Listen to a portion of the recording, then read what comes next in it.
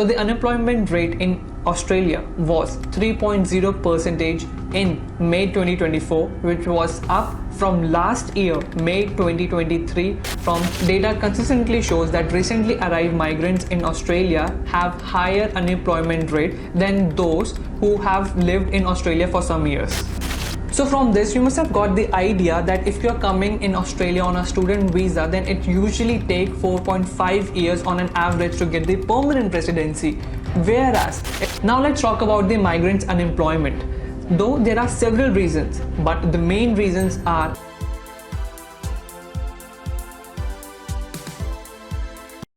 Hello everyone, welcome to my YouTube channel Smart Migrant Academy. Today I'm going to share mind-blowing data that will help you to choose the quickest pathway for Australian permanent residency.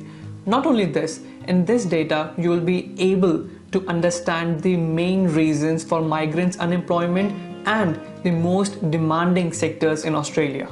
Also, I want you to comment down below your thoughts after this video. So first, let's start with the most demanding sectors in Australia. As you can see in the graph, the largest increase in trend employment occurred in healthcare and social assistance.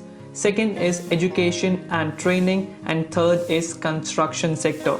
Whereas the largest decrease in employment occurred in mining, retail trade, and financial and insurance services.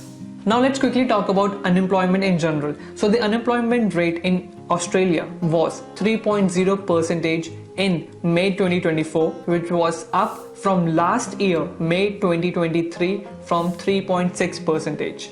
So over the 12 months to May 2024, the unemployment rate decreased in South Australia, Tasmania and Northern Territory (NT). But the unemployment rate rose in New South Wales, NSW, Victoria, Queensland and Australian Capital Territory (ACT). Now let's talk about the migrants' unemployment. Though there are several reasons, but the main reasons are age, skill level, English language proficiency, recent and relevant work experience in Australia, and the period since arrival in Australia. And you know what? Data consistently shows that recently arrived migrants in Australia have higher unemployment rate than those who have lived in Australia for some years. Now, if we dig more, the people born in Northwest Europe had the lowest unemployment rate at 2.6%, while the unemployment rate for people born in North Africa and the Middle East is 7.3%, was relatively high, possibly reflecting English language proficiency and period of residency in Australia. Now, it's time for the hot topic, pathways to permanent skilled migration. A key finding of this analysis is that temporary skilled worker has shorter pathway, as in shorter time duration, to get the permanent residency as compared to someone who has came to Australia on student visa or working holiday visa. Now it's time to discuss the figures released by government. Figure A shows visa pathways of migrants from first visa grant to skill stream category. The left hand side of figure A indicates that while 41.2% were granted their skill stream visa offshore, that is most direct step to permanent residency, a majority 58.8% first entered Australia on a temporary visa, which includes temporary skilled 30.2% and student visa 21.9%, with a relatively small proportion of being first holding a working holiday visa 6.7%. Now on the right hand side of figure A, which shows skill stream category migrants ended up in, so you can see skilled independent visa, which is subclass 189 point test based visa, is 33.4%, with nearly as many granted on employer sponsored visa 28.9%, and a further state territory nominated visa 24.4%, which is subclass 190 and subclass 491. A relatively small portion were granted skilled regional visa, which is 13.3%.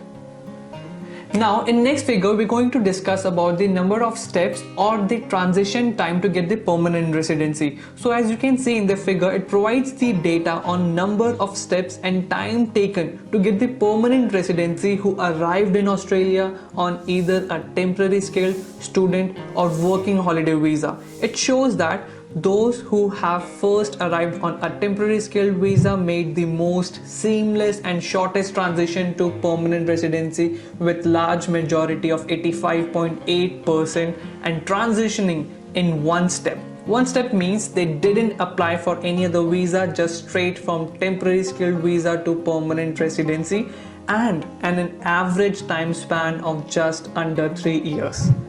Next, you can see relatively few of those who first arrived on a student visa made the transition in one step, 16.1%, with most transitioning in 2 or 3 steps, 73.3%, and in an average time span of 4.5 years. Now the last is few of those who first arrived on a working holiday visa made the transition in one step, with most again transitioning in 2 to 3 steps, but in slightly less time than students at an average time span of just under 4.5 years.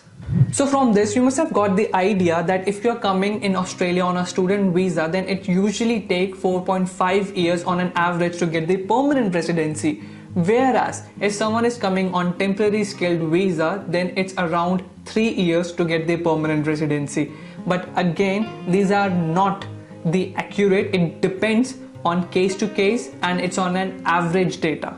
So comment down your thoughts about these data and subscribe to my channel for more valuable information. Thank you so much for watching this video, and I'll see you guys next time. See ya.